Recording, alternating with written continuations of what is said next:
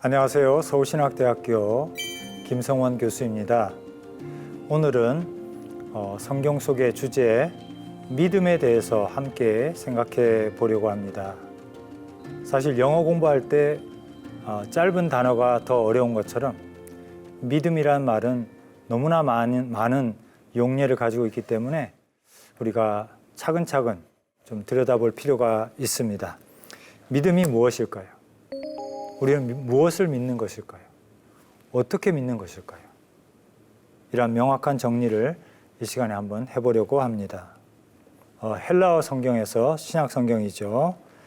믿음은 피스티스라는 그런 단어를 사용하고 있고요. 영어로는 물론 faith고요.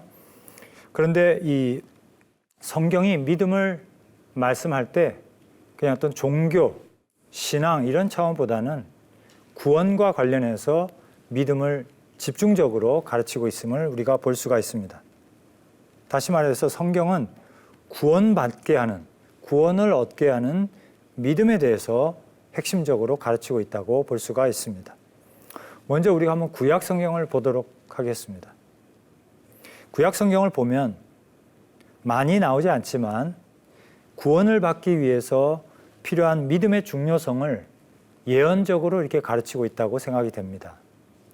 한번 말씀을 인용해 보겠습니다. 창세기 15장 6절 말씀에 아브라함이 여호와를 믿으니 여호와께서 이를 그의 의로 여기시고 이런 말씀이 나오는데요. 우리가 구약을 읽을 때는 그냥 지나갈 수 있지만 이 말씀이 어디서 또 인용이 됩니까? 신약 성경의 로마서 4장 3절 말씀에 보면 이렇게 기록하고 있죠. 성경이 무엇을 말하느냐? 아브라함이 하나님을 믿음에 그것이 그에게 의로 여기진 바 되었느니라.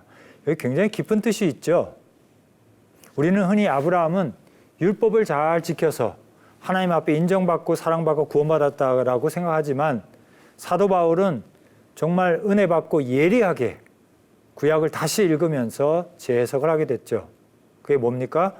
모세를 통해서 하나님께서 율법을 주시기 430년 전에 아브라함은 이미 여호와를 믿으니 하나님께서 그것을 의로 여기셨다. 이런 구절이 나오고 있다는 것이죠. 다시 말하면 아브라함은 율법의 조상이 아니라 믿음의 조상이라고 하는 것을 신약 성경에서 밝히고 있는 것이죠.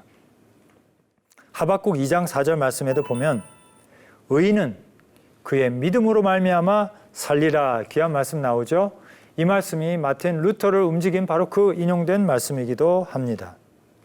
그러면 신약 성경으로 넘어와서 보면은 믿음에 관해서 반복적으로 또 풍성하게 핵심적으로 가르치고 있는 것을 볼 수가 있습니다. 너무 많은 내용이기 때문에 몇 가지 질문을 가지고 우리가 믿음에 대해서 한번 생각해 봤으면 좋겠습니다. 첫째로, 믿음의 대상은 무엇입니까? 우리 기독교인들은 무엇을 믿는 것입니까? 그것은 바로 예수 그리스도를 믿는 것이죠. 물론 여러 가지를 믿어야 되겠죠. 하나님을 믿고 성령님을 믿고 또 어떤 의미에서는 교회를 믿고 여러 가지 서로 간에 신뢰하면서 믿고 이런 믿음이 필요하겠지만은 신약 성경이 우리에게 가르쳐주는 믿음은 뭐냐면 바로 예수 그리스도를 믿어야 한다는 것이죠. 다시 말해서 예수님이 구원자가 되심을, 나의 구원자가 되시고 인류의 구원자가 되시고 우주의 대속자가 구원자가 되심을 믿어야 한다는 것입니다. 신약 성경에 갈라디아서 2장 16절 말씀을 보면 사람이 의롭게 되는 것은 율법의 행위로 말미암음이 아니요 오직 예수 그리스도를 믿음으로 말미암는 줄 알므로 우리도 그리스도 예수를 믿나니 이는 우리가 율법의 행위로서가 아니고 그리스도를 믿음으로써 의롭다함을 얻으려 함이라. 이렇게 기록하고 있습니다. 성경의 다른 본문에 보면은 같은 말씀을 약간 다른 표현으로 하고 있기도 하는데요. 로마서 3장 25절 말씀에 보면은 이 예수를 하나님이 그의 피로써 믿음으로 말미암는 화목제물로 세우셨다고 했습니다. 다시 말하면 우리가 예수 그리스도의 피를 믿는다. 이렇게도 표현을 하고 있습니다. 그 말은 무슨 말입니까? 예수께서 우리를 위해서 피 흘리시고 우리의 죄를 대신 짊어지시고 형벌을 받으셨다는 것을 믿는다라는 얘기죠. 같은 얘기죠. 그리고 성경은 또한 복음을 믿는다라고도 얘기합니다. 빌립보서 1장 27절 말씀에 보면은 우리가 너희가 한 마음으로 서서 한 뜻으로 복음의 신앙을 위하여 협력하는 것과 복음을 믿는다. 그러니까 복음을 믿는다는 것은 무슨 복음이 따로 있는 것이 아니고 바로 예수 그리스도의 그 하신 사역을 믿는다는 것이죠. 그게 복음이니까요. 복된 소식이니까요. 그래서 우리 믿음의 대상은 바로 예수 그리스도의 인격과 그의 하신 일을 믿는다는 것을 우리가 알 수 있습니다. 그렇다면 믿는다라는 것, 예수님을 믿는다라는 것은 도대체 어떤 의미일까요? 제가 한마디로 한 문장으로 이렇게 설명해 드리면 이렇게 말씀드릴 수 있을 것 같아요. 성경이 가르치는 믿음이란 예수 그리스도를 구원자로 인정하고 지식이죠. 그분을 내 마음에 모시기로, 마음에 모신다는 말은 우리의 정서적인 것을 얘기하는 것이죠. 그리고 그것을 결단하는 것을 의미합니다. 예수 그리스도를 구원자로 인정하고 마음에 그분을 모시기로 결단하는 것을 의미합니다. 다시 말하면 믿음이 뭐냐, 어떻게 믿는 것이냐라고 했을 때 우리는 전인격적으로 예수 그리스도의 인격과 사역을 받아들인다라는 것을 얘기해요. 지정의, 그분을 인정하고 그 다음에 그분을 내 마음에 두고 그리고 그분을 모시기로 결단하는 지정의의 그러한 작용이다라고 말씀할 수가 있겠습니다. 이것을 위해서 제가 예를 하나 준비했는데요. 18세기 영국의 위대한 부흥사였던 그리고 감리교회의 창시자였던 존 웨슬리 목사님의 설교 가운데 믿음으로 말미암는 구원이라는 Salvation by Faith라는 그런 유명한 설교가 있습니다. 이 설교에 보면은 재미있는 예화들이 나오는데요. 구원받지 못하는 세 가지 믿음과 구원받는 세 가지 믿음이 있습니다. 여러분의 믿음이 어디에 속하는지 한번 보시기 바랍니다. 첫 번째, 구원받지 못하는 믿음, 신의 존재를 막연하게 믿는 소위 말하는 이방인들의 믿음입니다. 이방인들도 신의 존재를 인정하는 분들이 많거든요. 그리고 심지어는 신이 우리를 심판할 거다라는 것도 어렴풋하게 알고 있는 분들도 많이 있어요. 좋은 일이죠. 그러나 안타깝게도 그 정도의 믿음 가지고서는 구원받을 수 없다는 거예요. 두 번째는 뭡니까? 지식적인 믿음이에요. 예수님이 이 세상의 죄를 없애러 오시고 인간의 죄를 짊어지러 오시고 대속자로 오시고 구원자로 오셨다는 걸 알아요. 지식적으로 알고 있습니다. 그런데 그 예수님을 아직 나의 구원자, 나의 주, 나의 하나님으로 모시지 못한 사람들이 많아요. 그것도 구원에 이르지 못합니다. 야고보서에서는 이것을 뭐라고 얘기합니까? 귀신들도 믿고 떤다라고 말씀하고 있거든요. 그래서 웨슬리 목사님은 이것을 악령의 믿음이라고 그랬어요. 여러분 사복음서에 보시면 예수님이 막 사역하실 때 악령들이 예수님을 제일 먼저 알아봐요. 나는 당신이 누군지 압니다. 하나님의 거룩한, 조용히 해. 이렇게 말씀하셨잖아요. 그런데 악령들이 구원받았나요? 아니죠. 세 번째로 구원받지 못하는 믿음으로 웨슬리 목사님이 좀 딱 집어서 얘기했는데 이거는 약간 여러분들 충격적일 수도 있는데요. 주님이 십자가 지시고 그 다음에 부활하시기 이전에 제자들의 믿음. 가만히 생각해 보면 이것도 맞는 것 같아요. 왜? 그 전에 제자들이 예수님을 따랐고 때로는 주는 그리스도시요 살아계신 하나님의 아들이면 이렇게 고백하기도 했었지만 그러나 기본적으로 이분들은 그냥 정치적인 메시아로 따랐던 것이잖아요. 예수님이 십자가를 져야 된다고 했을 때 안 됩니다라고 말렸던 사람들이거든요. 다시 말해서 예수님이 인류의 죄를 위해서, 나의 죄를 위해서 오셨다는 것을 알지 못했던 거예요. 그 믿음도 구원에 이르는 믿음으로서는 부족하다라고 지적하고 있습니다. 그렇다면 구원받는 믿음은 무엇입니까? 첫째로 하나님께서 보내주신 예수 그리스도를 믿는 거예요. 아까 말씀드렸죠? 믿음이란 뭐냐? 예수 그리스도. 그 다음에 두 번째는 뭡니까? 예수 그리스도를 내 마음의 중심으로 받아들이는 것입니다. 이것은 단순한 지식을 넘어서는 거죠. 예수님에 대한 객관적인 지식을 넘어서는 거죠. 그리고 악령들의 믿음을 넘어서는 것입니다. 내가 예수님과 개인적인 관계를 맺는 것이죠. 세 번째는 뭐예요? 예수께서 내 죄를 위해 죽으시고 나의 형벌을 대신 받으시고 대속하시고 그리고 나의 구원을 위해서 죽으셨다가 또한 부활하셨다라고 하는 것을 믿는 거예요. 부활하신 주님을 믿는 것입니다. 십자가를 지신 주님을 믿는 것이죠. 이것은 앞에서 얘기한 예수님을 세상적으로 어떤 자기의 목적과 기대를 가지고 예수님을 따랐던, 축복의 통로로 생각하고 예수님을 따랐던 이 제자들의 믿음과 구별되는 거예요. 감사하게도 우리 사도를 다 부활하신 주님을 만나고 진정한 구원의 믿음을 가지게 됐죠.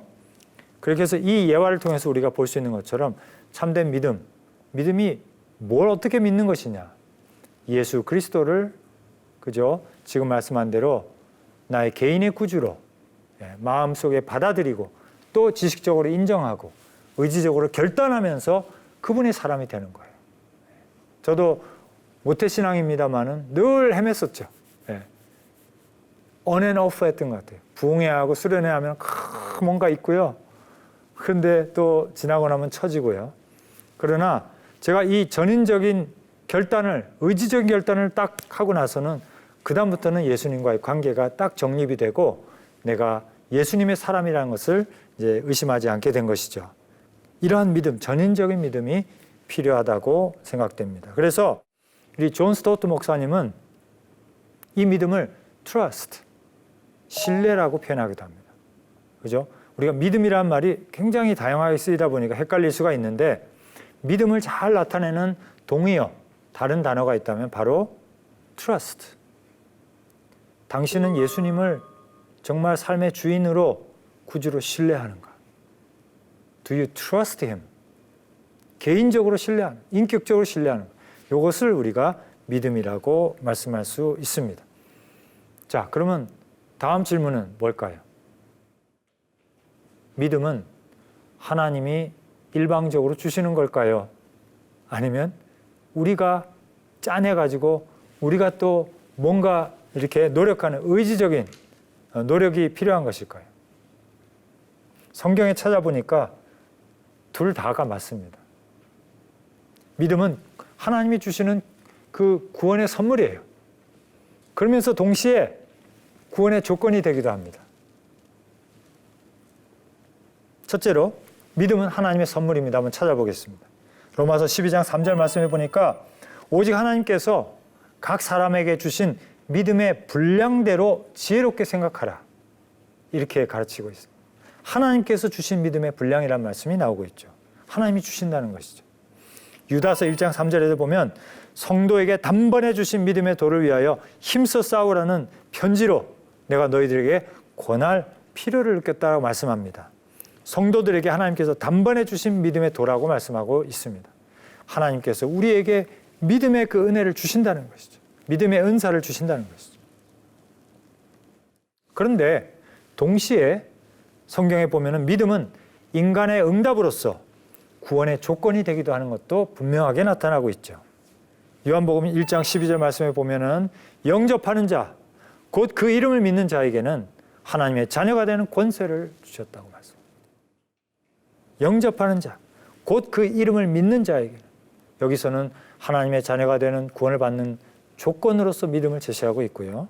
사도행전 16장 31절 말씀해 보니까 이르되 주 예수를 믿으라. 그리하면 너와 내 집이 구원을 얻으리라 말씀하고 있습니다. 믿어야 구원을 얻는다고 말씀하는 거죠. 요한계시록 3장 20절에는 이것을 비유로 설명을 잘하고 계세요. 볼지어다 내가 문 밖에 서서 두드리노니 누구든지 내 음성을 듣고 문을 열면 내가 그에게로 들어가서 그와 더불어 먹고 그는 나로 더불어 먹으리라고 말씀합니다. 누가 문을 엽니까? 내가 문을 열면, 이렇게 비유하고 있습니다. 그래서 그 예수님이 문 앞에 서신 그 예수님의 그 성화 있지 않습니까? 그 문에는 밖에서 여는 손잡이가 없지 않습니까? 하나의 그 상징적인 비유죠. 예수님은 우리에게 은혜를 주시고 복음을 주시고 기다리시는 거죠. 그래서 우리가 믿어야 한다는 것을 우리에게 가르쳐주고 있습니다. 다시 한번 복습하면 믿음은 하나님의 구원의 선물입니다. 하나님이 우리를 도와주지 아니하시면 우리가 믿음을 가질 수 없습니다. 은총으로 우리의 그 의지력과 우리의 이해력과 우리의 감정을 회복시켜주지 아니하시면 우리가 어떻게 믿을 수 있겠습니까? 그러나 우리에게 그 회복해 주신 믿음을 가지고 우리가 예수 그리스도를 또한 믿어야 우리가 구원받을 수 있다라고 가르쳐주고 있죠. 그 다음 질문은 믿음은 성장하거나 줄어들 수 있을까요? 믿음은 변할 수 있을까요? 하는 것입니다. 어떻습니까? 성경을 찾아보니까 그렇습니다. 믿음은 성장할 수 있습니다. 또 혹은 줄어들 수도 있습니다.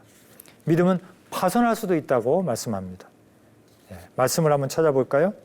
고린도후서 10장 15절 말씀에 보니까 오직 너희 믿음이 자랄수록 우리 규범을 따라 너희 가운데서 더욱 풍성하게 하여지기를 바라노라 이렇게 말씀하고 있습니다.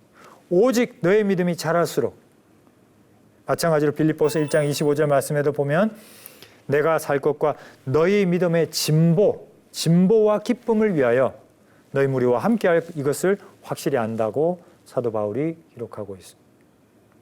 믿음의 진보를 위해서 내가 너희들과 함께하겠다. 데살로니가 후서 1장에도 보면 너희의 믿음이 더욱 자라고 너희가 다 각기 서로 사랑함이 풍성함이다 이렇게 말씀하고 있습니다. 그래서 우리는 믿음의 성숙을 위해서 성장을 위해서 노력해야 되겠고 쭈그러들고 혹시 우리 중에 믿음에 파손되지 않도록 경계해야 되겠죠. 그러면 그 다음 질문은 이거겠죠. 믿음의 성숙을 위해서는 무엇을 해야 할까요? 어떻게 해야 믿음이 자랄 수 있을까요?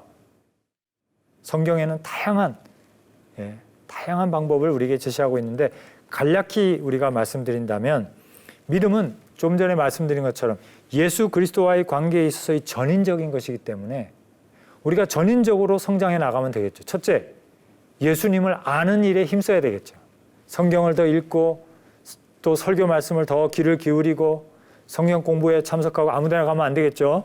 담임 목사님께 상담하고 또 교회에서 하는 성경 공부를 중심으로 성경 공부를 열심히 하고 그죠? 그렇게 함으로써 또 경건서적과 신학서적도 가능하면 좀 그것도 좋은 신학서적을 읽으셔야 되겠죠. 건전한 신학서적들을 읽고 주님을 더 알아가는 노력. 그 다음에 두 번째는 마음으로 주님을 더 사랑하는 노력이 필요하겠죠. 내 마음속에 주님을 향한 그 사랑의 고백들이 더 늘어나야 되겠죠. 주님 사랑합니다. 이게 참 우리 쉽지 않지만 그러나 계속해서 주님에 대한 사랑을 고백하는 우리 마음을 키워가야 되겠고 그 다음에 주님께 순종하는 노력과 실천을 더 키워나가야 되겠죠. 주님의 뜻이라면 우리가 순종하고 행동하고 실천하는 노력이 필요할 것입니다. 자, 그 다음 한 가지만 더 우리가 질문을 좀 해보도록 할까요? 믿음과 사랑의 관계는 무엇일까요? 성경에 보니까 예수님을 믿는 믿음으로 살아가게 되면은 예수님이 베푸시는 사랑의 역사에 따라가게 돼요. 동참하게 돼요. 그래서 베드로후서 1장 말씀에 보면 8가지의 그 우리가 노력해야 된다는 것을 사도 베드로가 제시하고 있거든요. 믿음의 덕의 지식을, 그다음에 지식의 오래 참음, 절제, 그죠? 경건, 형제 사랑, 그리고 형제 우애, 마지막으로 사랑. 그래서 우리 신앙인의 삶은 믿음으로 출발하는 것이죠. 그리고 거기서부터 성장하고 성숙하고 자라서 결국 어디까지 갑니까? 아가페의 사랑으로, 아가페의 사랑으로 나아가는 것이다라는 것을 우리가 알 수가 있습니다. 오늘 우리는 함께 믿음이 무엇인가, 무엇을 믿는 것인가, 어떻게 믿는 것인가, 또 믿음의 성장에 대해서 몇 가지 질문을 성경을 가지고 주제를 생각해 보았습니다. 여러분은 어떤 믿음을 가지고 계십니까? 여러분은 구원받는 믿음을 가지고 계십니까? 여러분의 믿음은 어떤 수준에 있습니까? 자기를 한번 점검해 보는 시간이 되시길 바라고 아무쪼록 사도 베드로가 얘기한 것처럼 너희들이 가지고 있는 믿음과 내가 가지고 있는 동일한 보배로운 믿음을 선물로 받지 않았냐? 여러분 우리의 믿음이 나날이 자라서 사도 베드로의 믿음에 이를 수 있도록 우리가 힘써 신앙생활을 했으면 좋겠습니다.